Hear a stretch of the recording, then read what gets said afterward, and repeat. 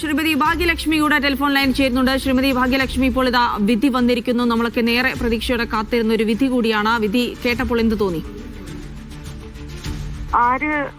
ഞങ്ങളാരും പ്രതീക്ഷിച്ചില്ല. ഞങ്ങളാരും അനുകൂലമായൊരു വിധി ഒരിക്കലും പ്രതീക്ഷിച്ചില്ല. വിധി 8-ാം തീയതി എന്ന് പറഞ്ഞ ആ നിമിഷം മുതൽ ഞങ്ങൾക്കെല്ലാം, അതിജീവിതം ഉൾപ്പെടെ ഞങ്ങൾക്കെല്ലാം വരുന്ന മെസ്സേജുകൾ നെഗറ്റീവായ മെസ്സേജുകൾ തന്നെയാണ്. കാരണം എന്താ, ഇത് 4 കൊല്ലം മുമ്പ് തൃശ്ശൂര് അവളോടൊപ്പം എന്ന് പറയുന്ന ഒരു പരിപാടി നടത്തിയപ്പോൾ ഞാൻ പറഞ്ഞൊരു കാര്യമാണ്.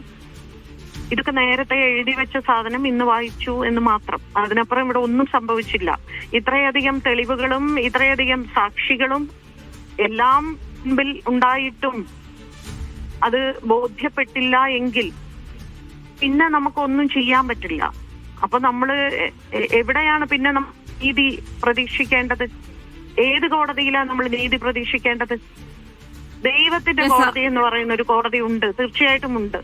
കർമ്മ എന്ന് പറയുന്ന ഒരു സാധനം ഉണ്ടല്ലോ, അത് ഇന്നല്ലെങ്കിൽ നാളെ തിരിച്ചടിക്കും. അത്രേ ഉള്ളൂ പറയാൻ. ശ്രീമതി ഭാഗ്യലക്ഷ്മി, വിധി തീർത്തും നിരാശാജനകമാണ് എന്നുള്ളതിൽ സംശയമില്ല. പക്ഷെ ഇത്രയധികം തെളിവുകൾ കാര്യങ്ങളൊക്കെ കൊടുത്തിട്ടും ഇതാണ് വിധി എന്ന് പറയുന്നു. പക്ഷെ ആ സമയത്ത് നമുക്ക് ജുഡീഷ്യറിയെ ഒന്നടങ്കം തള്ളിപ്പറയുക സാധ്യമല്ല ഈ അവസരത്തിലും. അല്ല, ജുഡീഷ്യറി ഒന്നടങ്കം തള്ളി പറയുന്നില്ല. പക്ഷേ നമ്മൾ എപ്പോഴും ഓരോ കോടതിയും നമ്മൾ അങ്ങേയറ്റം ബഹുമാനിച്ചുകൊണ്ടാണ് നമ്മൾ അവർ വിധിക്ക് വേണ്ടി കാത്തു നിൽക്കുന്നത്, അല്ലേ? ഒരു കോടതിയും നമ്മൾ ഈ കോടതിയല്ലേ ഇവിടെ ഇത്രയൊക്കെ തന്നെ എന്ന് പറഞ്ഞിട്ടല്ല. നമുക്ക് ആദ്യം മുതലേ ഇന്ന് രാവിലെ പോലും ആ പൾസർ സുനിയോടൊപ്പം ജയിലിൽ കിടന്ന ജിൻസ് എന്ന് പറയുന്ന ഒരാൾ, ആ ആള് ഈ കേസിൽ ഒരു സാക്ഷിയാണ്. അയാൾ പറഞ്ഞൊരു മറുപടിയുണ്ട്. കോടതിയുടെ അനുഭവം വെച്ചുകൊണ്ട് വലിയ പ്രതീക്ഷയൊന്നുമില്ല എന്നാണ് അയാൾ പറഞ്ഞത്. ഭാഗ്യലക്ഷ്മി, അതിനപ്പുറത്തേക്ക് കോടതി നമ്മളിങ്ങനെ പഴി പറയുന്നത്, അതിനപ്പുറത്തേക്ക് എവിടെയെങ്കിലും പരാജയപ്പെട്ടോ പ്രോസിക്യൂഷൻ?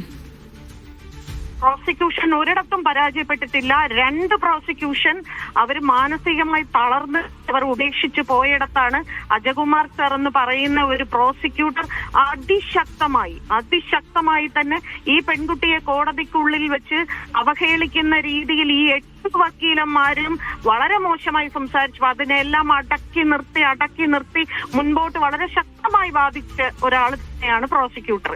അതുകൊണ്ട് തന്നെ പ്രോസിക്യൂട്ടറുടെ ഭാഗത്ത് യാതൊരു വീഴ്ചയും വന്നതായിട്ട് ഞങ്ങൾക്ക് ആർക്കും തോന്നുന്നില്ല. അങ്ങേയറ്റം ഞങ്ങൾ അദ്ദേഹത്തെ വിശ്വസിക്കുന്നു, എപ്പോഴും വിശ്വസിക്കുന്നു. പക്ഷേ ഇതിനപ്പുറത്ത് നമുക്കറിയാം, ഈ അതിജീവിത തന്നെ ആവശ്യപ്പെട്ടതാണ് ഈ ജഡ്ജിയെ മാറ്റണം, നീതിയുക്തമായ വിചാരണയല്ല നടക്കുന്നത്. പലപ്പോഴും അവർ അനുഭവിച്ചതിനേക്കാൾ അതിൽ ഏറെ അവർ ഈ കോടതി വിചാരണ കാലയളവിൽ കൂടി അനുഭവിക്കേണ്ട ഒരു സാഹചര്യമുണ്ട്. പക്ഷെ അന്നൊന്നും ഈ അതിജീവിതയുടെ ആവശ്യങ്ങൾ അംഗീകരിക്കപ്പെട്ടില്ല. അവിടെ നിന്ന് തുടങ്ങുന്നു ഈ വിധിയുടെ മാറ്റങ്ങൾ. അതാണ് ഇപ്പൊ നിങ്ങൾ എന്നോട് പറഞ്ഞല്ലോ, നമ്മൾ കോടതിയെ കുറ്റം പറയണ്ട. കോടതിയെ കുറ്റം പറയാനല്ല, ഒന്ന്